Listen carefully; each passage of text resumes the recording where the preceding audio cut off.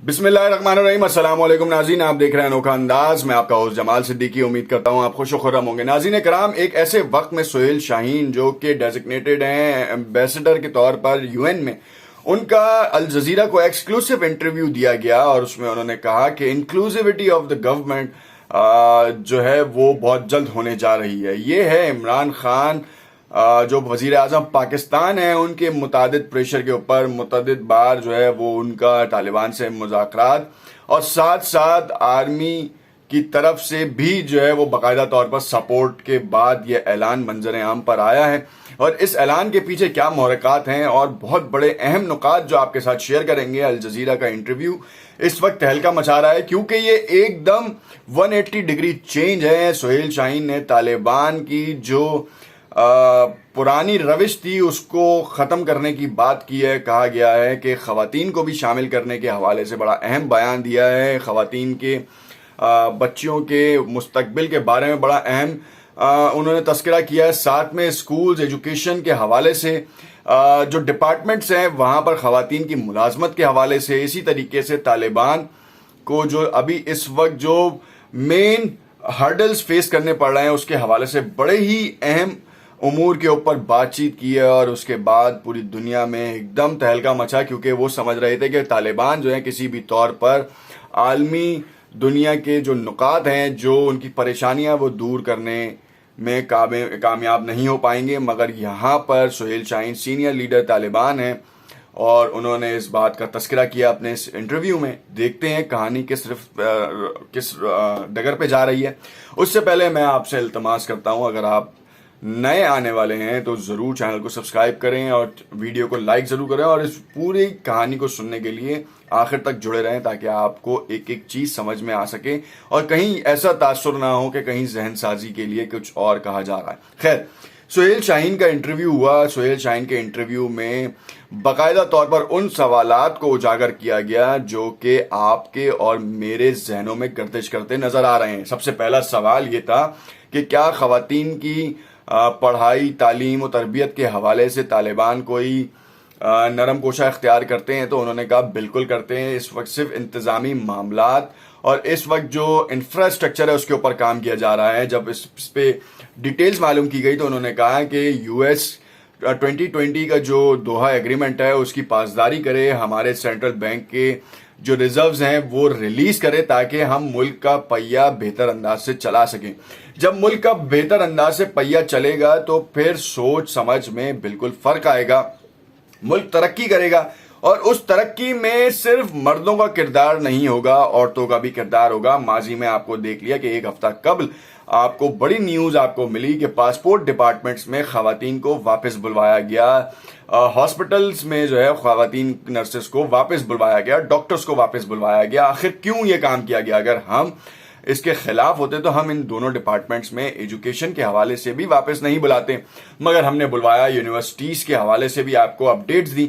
انہوں نے کہا بہت جلد ہم جو ہیں وہ ان تمام امور کو احسن اسلوبی سے پورا کریں گے۔ اور اس کے بعد جب دوسرا سوال کیا گیا کہ کیا آپ یہ سمجھتے ہیں کہ افغانستان میں جو اس وقت کرائسس ہیں اور جو پیسوں کی کمی ہے وہ کس طرح پوری کی جائے گی، تو جس میں انہوں نے تھوڑا سا گول سا جواب دیا، کہا کہ US پاسداری کرے معاہدے کی اور ہمارا پیسہ ریلیز کرے۔ جب وہ ہمارا پیسہ ریلیز کر دے گا تو ڈیفینیٹلی ہمارے پاس اتنے وسائل ہوں گے۔ طالبان کا یہاں پہ میں معاملات تھوڑے سے ایک چیز بتاتا چلوں کہ سن 2001 میں جب بتوں کو گرایا گیا تو وہاں سے حاصل ہونے والا جو سونا تھا، جو ہیرے جواہرات تھے، وہ طالبان کے پاس ہڈن ٹریجر تھا اور وہ ٹریجر نکلنا شروع ہو چکا ہے۔ اسی وجہ سے طالبان کی کرنسی، افغانستان کی بیسکلی کرنسی جو ہے وہ اس وقت ڈاؤن ٹو ڈرین نہیں ہو رہی، جیسے کہ ایران کی ہے۔ اگر ایک ایران میں $1 کی بات کی جائے تو 42,000 کے قریب ایرانی ریال ملتے ہیں، جو کہ افغانستان میں $1 کے عوض 88 روپے کا جو ہے وہ ڈفرنس ہے۔ تو یہ بہت ہی اسٹیبلٹی ہے۔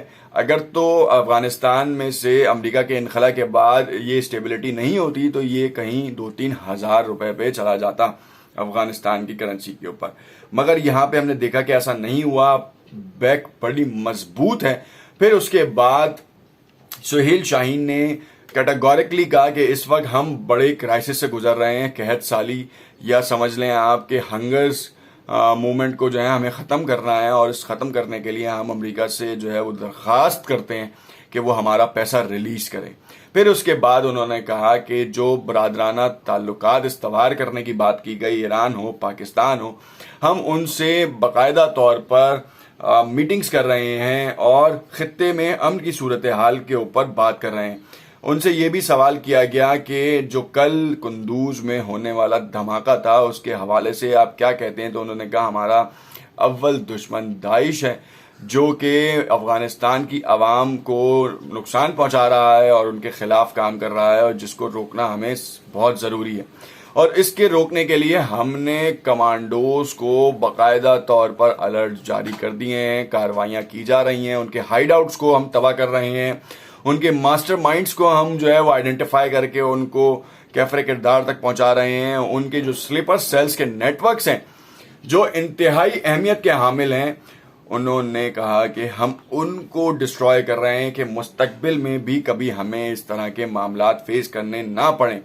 और तालिबान ये चाहते हैं कि अफगानिस्तान दुनिया की दौड़ में शामिल हो और अफगानिस्तान की आवाम जो है वो चलती रहे। क्रिकेट की बहाली के बारे में उन्होंने कहा, सेंट्रल बैंक का उन्होंने गवर्नर जो है वो नामजद कर दिया। आहिस्ता आहिस्ता ये बात कर रहे हैं। और जो पाकिस्तान के मौक़िफ़ की जो शुरू में हमने आपको बात की कि इंक्लूसिविटी ऑफ द गवर्नमेंट के बारे में, उन्होंने कहा कि हम ज़रूर शामिल करेंगे मगर हम किसी की सिलेक्शन के ऊपर नहीं करेंगे। हम अंदरूनी तौर पर कैबिनेट मीटिंग में ये बात तय करेंगे कि कौन किस महकमे में जो दूसरी अक़लियत से ताल्लुक़ रखते हैं उनको शामिल किया जाए। ख़वातीन को शामिल करने के हवाले से भी बातचीत की गई। अहम इदारे के बारे में जो बात की गई थी जिसको लिबरल्स ने आड़े हाथों लिया और लिबरल्स की खूब छित्रोल भी की।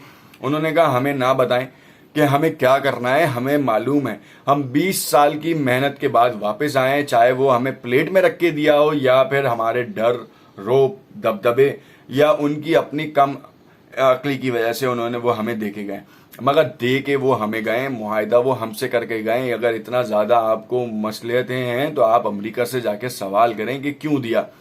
हमसे सवाल ना करें, ये सवाल हमसे बनता भी नहीं कि आप कैसे काम कर रहे हैं। हम शरई उसूलों के हवाले से काम कर रहे हैं, हम शरई अहकाम जो है नाफिज कर रहे हैं। शरीयत को नाफिज करने के लिए हमसे जो सकेगा हम करेंगे, ये है बड़ी बात। और यहाँ पर ये सोचना समझना बहुत ज़रूरी है कि तालिबान ने कैटेगोरिकली इस बारे में बता दिया है। सुहेल शाहीन जो कि एम्बेसडर टू यूएन है, उनकी बात मनोअन होती है। वो मुल्ला हैबतुल्लाह, मुल्ला अब्दुल गनी ब्रादर, मुल्ला हसन अखुनज़ादा, इन सब की मशावरत से फैसले करते हैं। देखते रहिएगा अनोखा अंदाज। नेक्स्ट अपडेट के साथ आपके साथ हाजिर होंगे। अपनी राय से हमें कमेंट में ज़रूर आगाह करें ताकि हमें मालूम हो कि जो हमारा तज्जिया है वो आपके कितनी समझ में आता है।